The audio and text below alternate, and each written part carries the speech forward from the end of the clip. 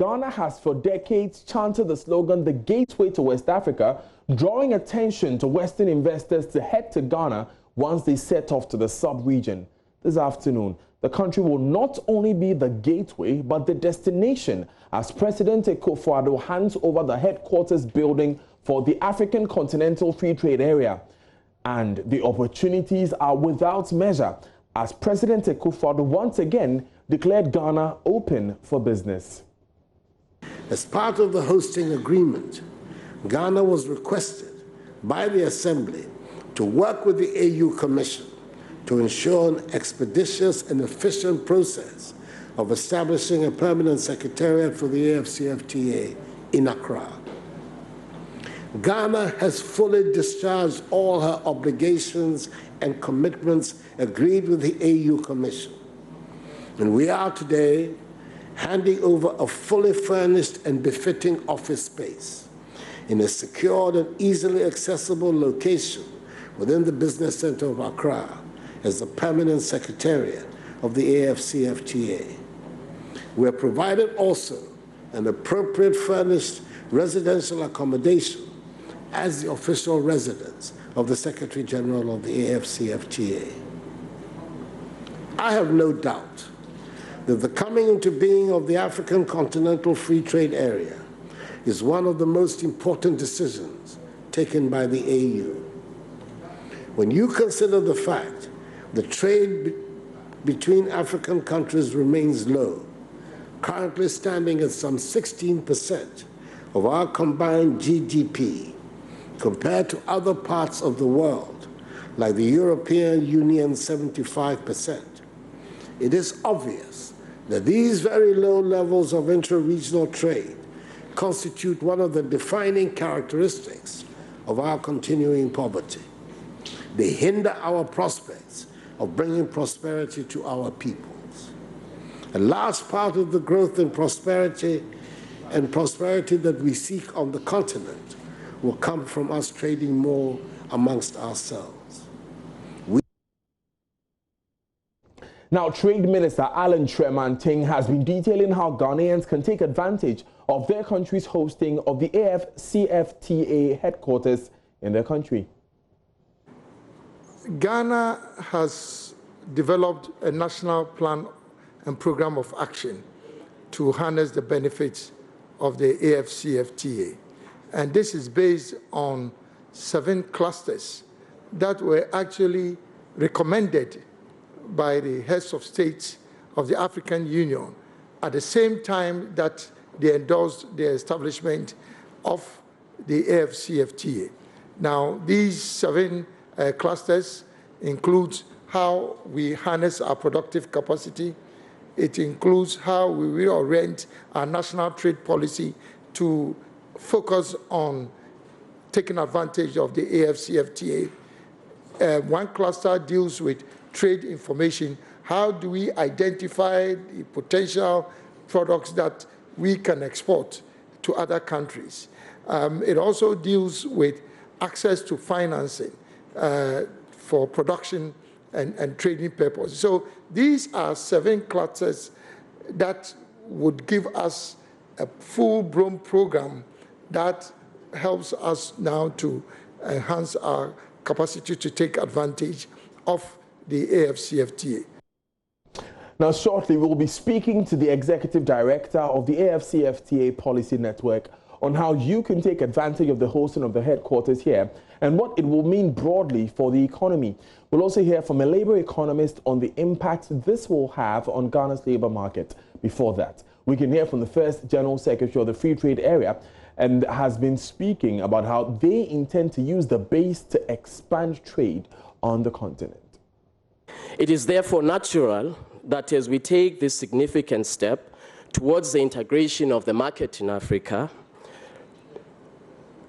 that the AfCFTA Secretariat is in Accra, Ghana, and that Ghana continues to be at the vanguard of integration in Africa. On behalf of all Africans, Your Excellency, Mr. President, I thank the people of Ghana, I thank the government of Ghana for providing world-class facilities that will enable Africa to progress towards the historic mission of achieving an integrated Africa.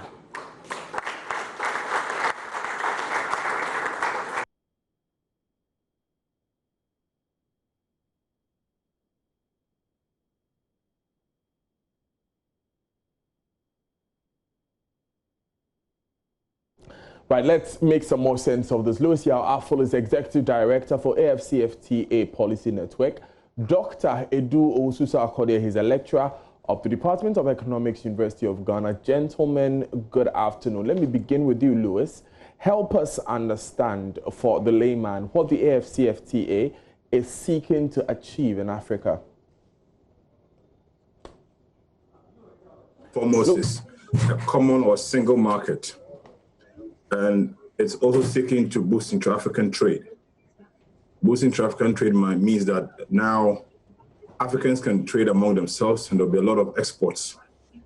The opportunities that will open markets now for us is that if those who were not able to do a lot of volumes outside Africa because of a lot of trade barriers and limitations, now can trade among themselves and create more opportunities of job, conserve more costs, and rather expand in Africa. That is number one. Number two, the agreement has a lot of protocols that opens up to startups, entrepreneurship, opens up also to skills development. Because if you take a protocol like trading services, there's a lot of opportunities in terms of the hospitality and in terms of the tourism industry, exchange of tourism, export of tourism services. And so that is what the agreement seeks to do, create more market in African trade, boost it more. And also the core of it is have tariff liberalization, 90% of tariffs taken off for all products except 10% of sensitive and exclusive products. So I guess that will be the fulcrum of the AfCFTA, that all the tariffs will be taken off. So if someone wants to export from 90%. Ghana, 90%. So if someone wants to export from Ghana to Cote d'Ivoire, for instance, 90% of the tariffs are off now. 90%, yes, has been negotiated, but the 10% is based upon sensitive and exclusive product, which has a list. The member states are supposed to submit those lists of products they are not going to trade off. And those lists were supposed to have been adopted in February.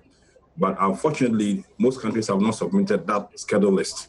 And so that exactly fits into what you're asking. So if you're going to export certain things to Cote d'Ivoire and it doesn't fall within the 10% list of exclusive and sensitive, it's good to go. Now, Dr. Owusu-Sarkodie, help us understand this a bit further, because if you study Africa's trade relations with the Western world and the Eastern world, we are more import dependent because we don't have the requisite manufacturing capacity locally. Without this manufacturing capacity, how can we take full advantage of this AfCFTA? Yeah, I think you are right. If you look at the manufacturing capacity of about 18%, it is really a problem that is confronting us. One of the issues that we have always been talking about is the export of raw materials or the export of primary commodities. And then usually African countries have similar primary commodities. You can talk about cocoa between Ghana and Ivory Coast. You can talk about onions.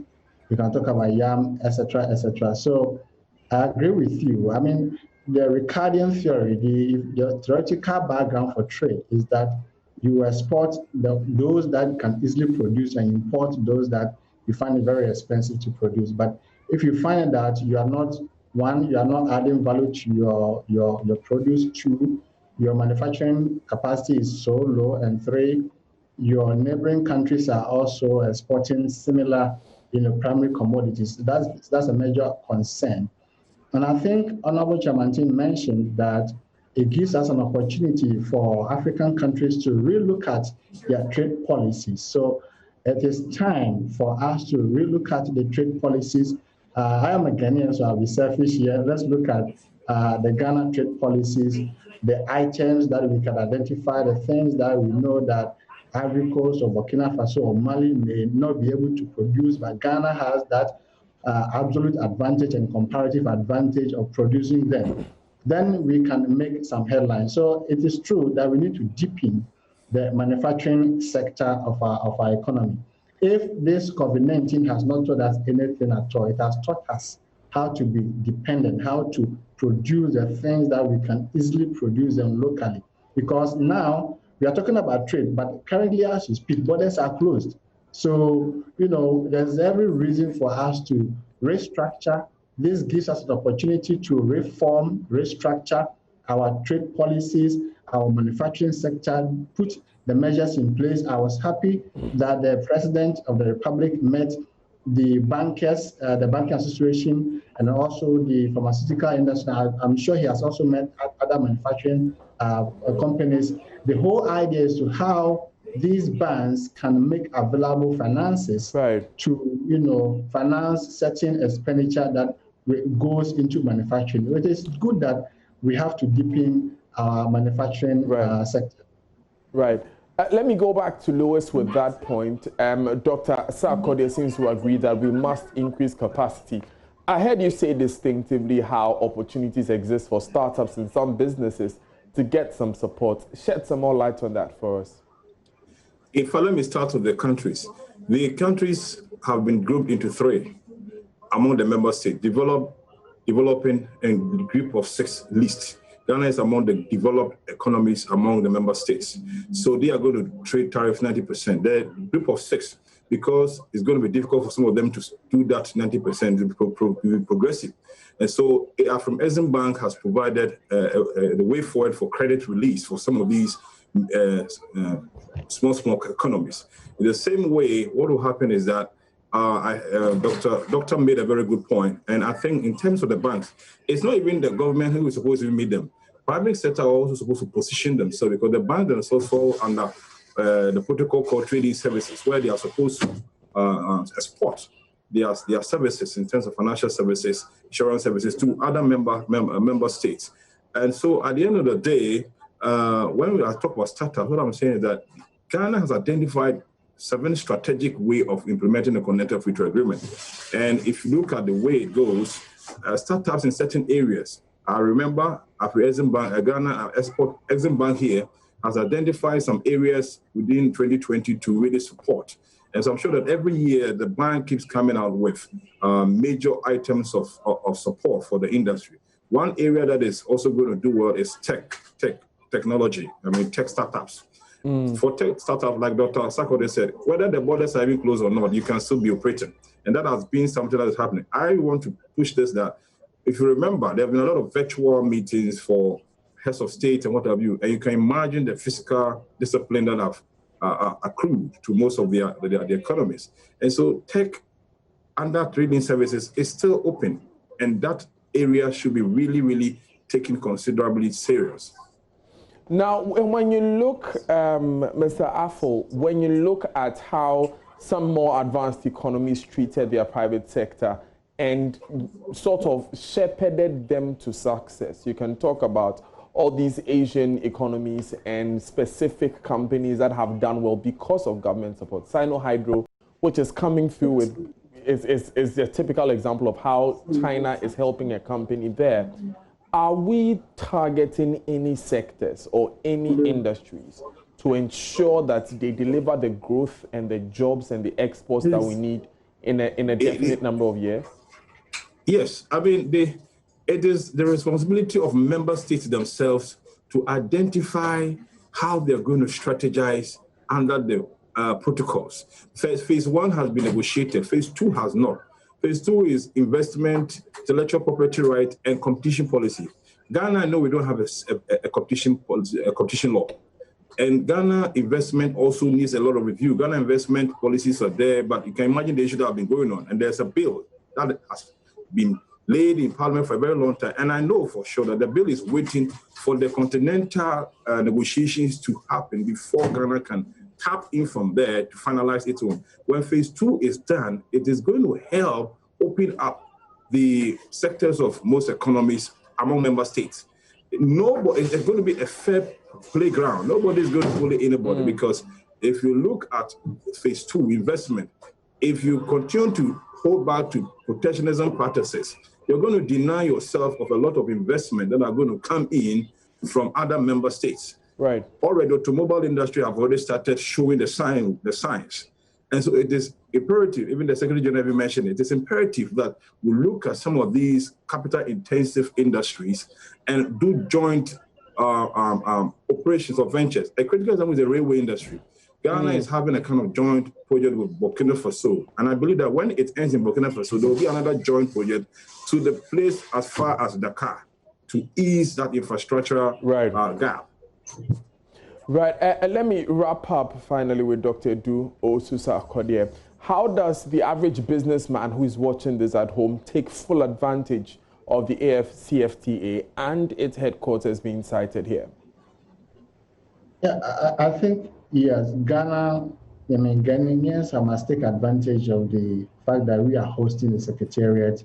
The Secretariat's mandate is to implement the policies and also recruit, train personnel, disseminate information, have conferences organized here. So, for instance, if there's going to be a workshop or a conference here, the hotels in Ghana can take advantage. The tourism sites can also project themselves to benefit from this.